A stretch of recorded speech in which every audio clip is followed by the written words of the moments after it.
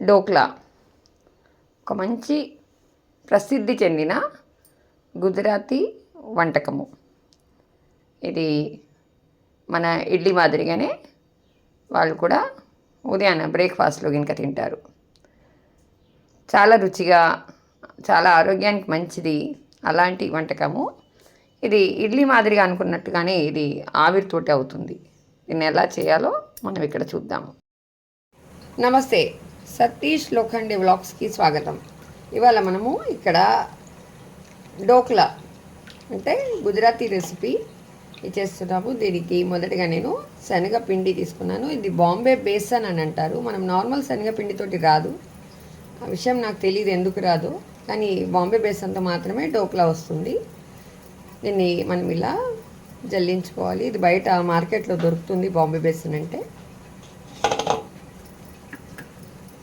ఇలా నీట్గా జల్లించుకోవాలి.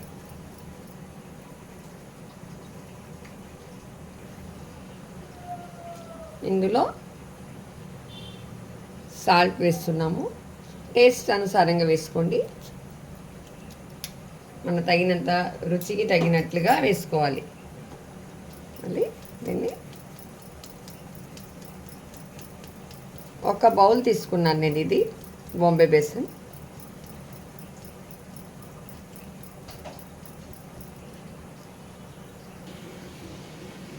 చక్కగా జల్లించుకున్న తర్వాత ఇందులో ఉప్పు వేసాము. దీంట్లో చక్కగా ఇలా కలుపుకోవాలి. దోశ పిండి మాదిరిగా కలుపుకోవాలన్నమాట. చాలాసేపు కలపాలి. ఎంత చక్కగా కలిపితే అంత మంచిగా ఉబ్బుతాయి.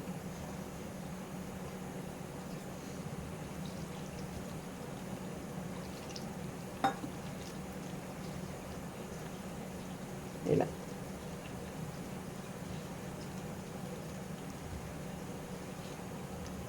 మీరు చేతితో కలపడం అవసరం ఇంట్రెస్ట్గా లేకుంటే మీరు స్పాచులాతో కలపచ్చు.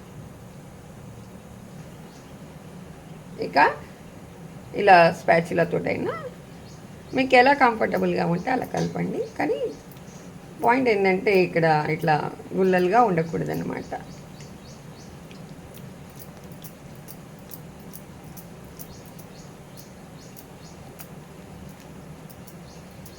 చాలా తొందరగా అయిపోతుంది, కానీ కొంచెం ఏంటంటే ఇలా కలపడం ఇది మాత్రమే లేట్ అవుతుంది.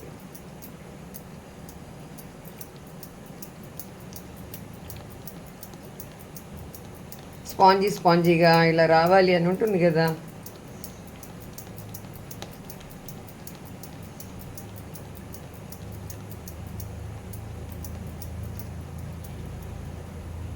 ఇలా దోశ పిండి మాదిరిగా చక్కగా అయింది.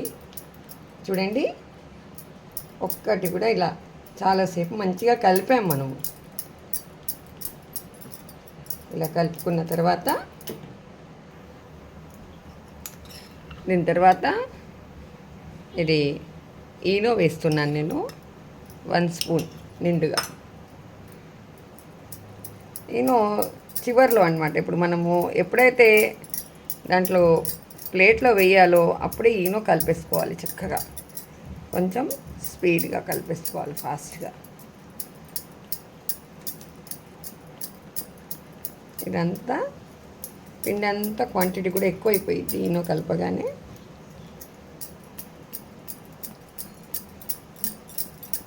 బాగా కలపాలి. కలిపి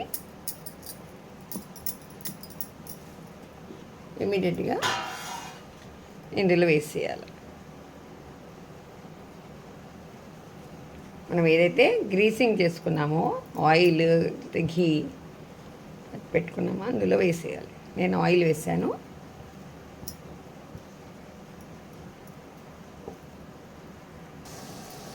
ఇలా మరుగుతున్న నీళ్ళల్లో ఇది మెల్లగా పెట్టేసేయాలన్నమాట. పెట్టేసి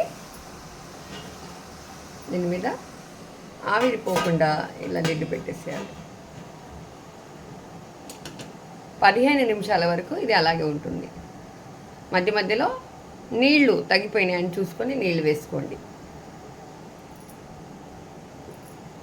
15 నిమిషాలు అయింది. ఇలా టెస్ట్ చేసుకున్నప్పుడు చూడండి, ఇక్కడ నైఫ్కి ఏమీ తగిలేదు. ఇంకోసారి ఇలా అంటే మొత్తము అయిపోయిందనమాట. దీన్ని మీ సైజ్ అనుసరించుకొని కట్ చేసుకోండి.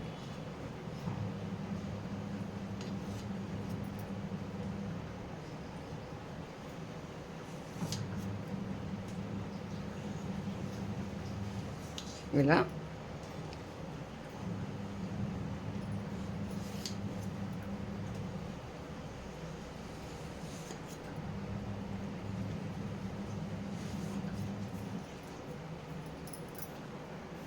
ఇలా చక్కెర కొంచెం 1 స్పూన్ చక్కెర, లేదంటే హాఫ్ స్పూన్ అయిన చక్కెర, అందులో నీళ్లు పోసి ఇలా మొత్తము వేసేయాలన్నమాట. చక్కగా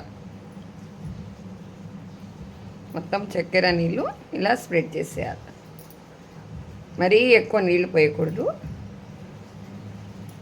అని తక్కువ కూడా నీళ్ళు పోయకూడదు. అన్నీ ఈ లైన్స్ మధ్యలో ఇలా చక్కెర నీళ్ళు పోసేసేసుకోవాలి. ఇక తాలింపు విషయానికి వస్తే ఆవాలు, నువ్వులు, ఇంగువ, పచ్చిమిర్చి, కరివేపాకు, కొత్తిమీర మీ దగ్గర ఎక్కువ ఉంటే వేసుకోండి. నా దగ్గర చాలా తక్కువగా ఉంది. ఇలా తాలింపు రెడీగా ఉంది.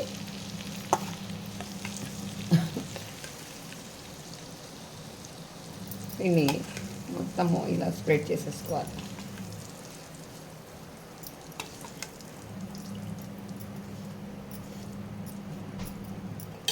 ఇలా మొత్తము స్ప్రెడ్ చేసేసుకున్నాం.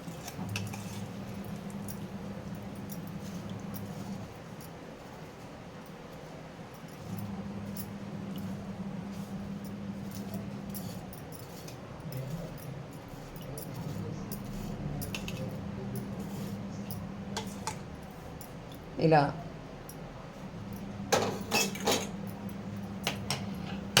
స్ప్రెడ్ చేసుకున్నాము. రెడీ అయిన దాన్ని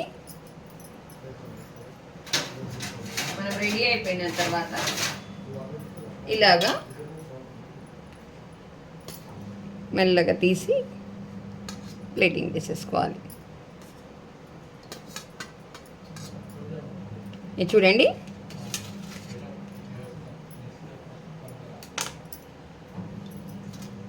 ఎలా స్పాంజీగా చూసారు కదా, మెత్తగా చాలా చక్కగా వచ్చేసినాయి కదా. దీంతో మీరు స్వీట్ చట్నీ లేదు అంటేనేమో టమాటో సాస్ తోటి తినవచ్చు. ఇదండి గుజరాతీ ఢోక్లా. ఇదండి గుజరాతీ అథెంటిక్ రెసిపీ. ఇప్పుడు మనము చేసుకున్నాము. మీరు కూడా మరి ఆలస్యం దేనికి, తయారు చేయండి, తినండి, మీ పిల్లలకు తినిపించండి, ఆనందంగా ఉండండి. అంతేకాకుండా నా ఛానల్ని సబ్స్క్రైబ్ చేయడము, దాంతోపాటుగా బెల్ ఐకాన్ని నొక్కడం మర్చిపోమాకండి. అలాగే ఈ వీడియో కనుక మీకు నచ్చినట్లయితే దయచేసి మీ బంధుమిత్రులతో షేర్ చేసేసుకోండి. Thank you. నమస్తే.